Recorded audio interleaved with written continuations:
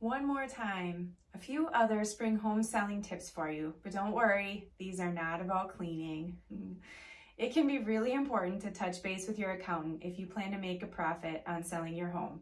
You've likely been in touch with them recently when you did your taxes or you're working through it now, so make sure to ask about any potential tax implications that may apply to your financial situation if you would walk away with a profit.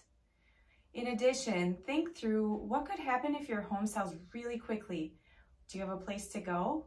What about if it doesn't sell quickly? Could you potentially have to carry 2 mortgages? Is that an option for you? As we know, it's not for everyone.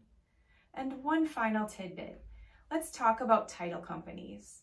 Title companies play a critical role in the home selling process.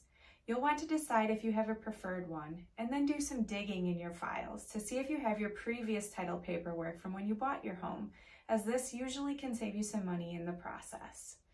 So selling your home consists of a variety of considerations, but one thing I really want you to remember is that we've got your back through it all, and we'll do whatever we can to help you meet your goals and minimize any stress that may come with the process.